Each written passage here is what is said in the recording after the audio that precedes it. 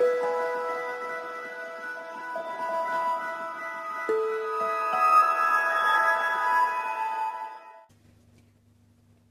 masu kallon mu barkanmu da warhaka, barkanmu da sake saduwa da ku a cikin wannan shirin namu na wannan satin. Hafsat Zaki sunana, kuma a yau ne zan jagoranci shirin kamar kullum. Jama'a masu sauraron mu da fatan za ku baza kunne, ku tattaro hankalinku ku miƙa min, saboda yau da marar da na yi zan tarwatsa kayan abokanai ne, wato ina gaya muku abokanai yau da ku na shigo cikin wannan fili, kuma zan muku kaca-kaca ba sani ba sabo. Kada ku yi tunanin cewa oh Hafsat Zaki za ta daga muku kafa, ba na daga kafa ko kaɗan. Na sa wasu yanzu fara yarinyar nan ta fara kenan, za ta fara maganganun ta, lokaci yayi daidai lokacin da zan fara buɗe da bincike. Kun san halina, ba na ganin in yi shiru. Abin da zan yi bayani akai yau a cikin shirin namu abu ne wanda ya shafi abokanai, wato irin abokanan da ya kamata ka ringa ɗauka kana kai wa budurwarka, da irin abokanan da bai kamata ba, da irin abokanan da idan ka kai su wurin budurwarka ba ran gaya maka ganganci ne, kuskure ne, ba kai ina sam kul ba a irin wa'annan abubuwan. Saboda haka zan gaya maka irin wa'annan abokanai danja ne, irin wa'annan abokanai matsala ne, irin wa'annan abokanai wato ɗebo mu kai ruwan dafa kai ne. Za ka iya kai abokanai da su, za ku iya ku zauna ku yi wasa ku yi dariya, ka gane, ku je wurare daban-daban, amma ba irin abokanai ne za a ɗauke su a kai su wurin budurwa ba. Wato nake gaya maka idan suka ja suka buɗa duka ɗaya za su maka, sun kwantar da kai babu labarinka. Alhaji sai dai idan an ji irin mai sunan ka ce na taɓa saurayi fa irin wani mai suna wani kaza, ko aina ma yake ni na manta, saboda ka kai abokanan da basu dace ba. Abokanai, akwai abokanai kashi uku.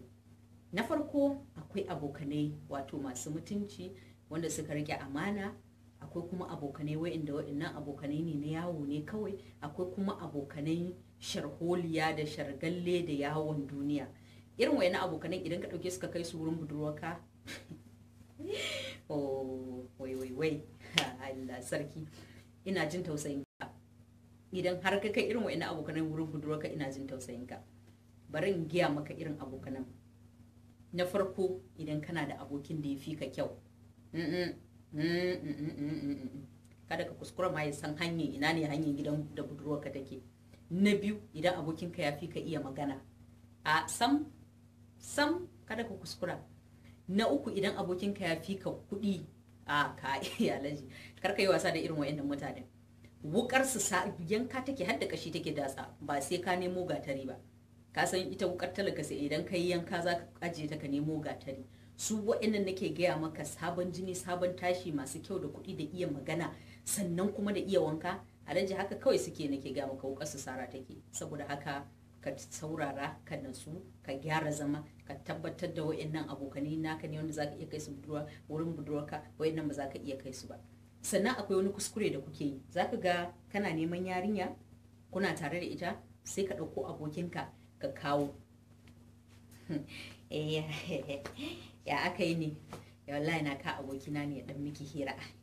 Da Allah, gashin da nake gaya miki, ai wallahi daga wuri kaza ya zo, dan makaranta ne. Hai ba ya iya magana, nake gaya miki ga iya wanka, bari ya dan miki hira, ina zuwa.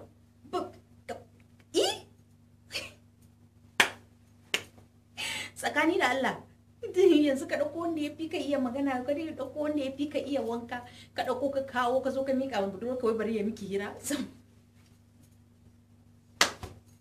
Saboda Allah da Annabi, kai waye baka wannan gajeriyar shawara? Ai ba haka. Wannan ganganci ne, wannan wasa da arziki ne, kuma wannan wasa da dukiya ne. Idan har kana son mace, kana son ta so na hakika, zaka aure ta, ai kare ta ma kake yi. Kana nan kana kakkarewa, baka so kowa ya ganta.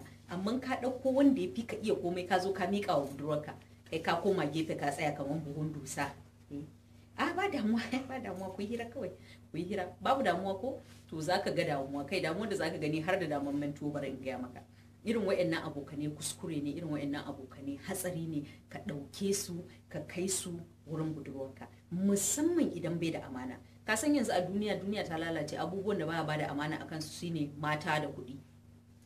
Idan ba zai iya rike wannan amana ta mata da kuɗi ba, ayyo taka ta kare, sai dai ka nemi wata budurwa. Saboda haka ku daina irin wannan kuskuren. In abokinka ya fi ka iya wanka, abokinka ya fi ka iya magana, abokinka ya fi ka iya kallo, abokinka ya fi ka iya taku, sannan yana da kuɗi alaji, sannan kyakkyawa ne, kada ka kuskura ka ɗauke shi ka kai shi wurin budurwarka.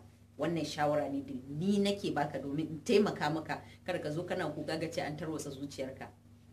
Idan ka kai irin waɗannan mutane wurin budurwarka, abu ne mai kuskure. Idan bayi da amana, na farko idan ka kai shi ya kalle ta ga yanayin ta, ya tabbatar da cewa kai wannan yarinyar ta yi ta haɗu, to shikenan shi da kanshi zai fara kai sara, saboda ya iya magana, ya fi ka iya magana. Idan bai fara kai sara yana cewa kai ai wani ina ga miki kai ai wato da muka je wuri kaza yayi kaza, kai ai wai ina wani ai bai ba. Idan bai fara irin waɗannan abubuwan ba, ita yarinyar tana iya fadawa cikin rumbun san shi. Saboda idan kai ga ka zo kana magana, an ka zo ka fara ya gida, to ya su inna, su baba lafiya lau, kuma a dadi ya daga aiki lafiya, sai ka tsaya kana karkada kafa kana tabe baka san me zaka ce ba. Shi kuma idan ya zo zai zauna yayi magana da ita, yayi hira da ita, ya bata bayanai, ya tafi da ba sai ta kama kakalen abubuwan da za ta gaya mishi ba. Shi ya san irin hiran da ya zo da shi, ya san irin labarin da za a yi, kaga ya wuce ka a wurin. Idan kuma kai in ka tashi zuwa zance wurin budurwarka, kana zuwa da tsami ne ga kanan da ka zo in ka dafa kofar gidansu, wata ma sai ta kusa suma saboda tsabagen tsamin hammata. Ba a wanka, ba a kada kanshi, haka za a zo gidansu budurwa ana tsami na tashi. To kuma ka samu ka je ka kawo abokinka wanda yake ya kasance yana dan irin su yan sayan turaren naira 200 500 din nan, yana muska kasan su na madaran turare masu kama jikin nan. Yazo yana murda da yazo kawai yayi haka sai ta ji kanshi, sai kaga an tokare ka. Kafar jaki za a ma pip, ba za ka sani ba, sai dai kawai kawai ya kaga cewa ba a yi da kai. Saboda haka kuskure ne ku ringa daukan irin waɗannan abokanai kuna kai su wajen yan matan ku. Sannan bayan wanka da kwalliya, idan ya kasance yana da kuɗi, ko kuma koda bai da kuɗi, shi yana da ungo, kai kuma kana nan hannunka kamar super glue a haka yake ka manne shi kau.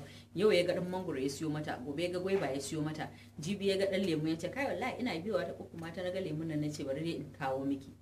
Idan ya fi ka kyauta, ko da bayi da shi, za a kwace maka budurwa.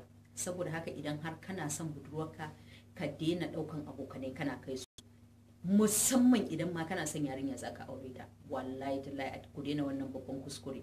Sannan kuma idan za ku ringa zuwa zance, da Allah da Annabi a ringa shafa turare, sannan ana buroshi, saboda idan bayan ka zo ka zauna kana zance ka dinga tsamun baki, sannan kuma da ka tashi ka miƙe ka tsaya kuma kai ta tsamin. Dan Allah da Annabi a ringa wanka. Shi wannan turaren ko na almiski ne, yana nan naira 100 ake sayarwa, da Allah a sai a ringa gogawa.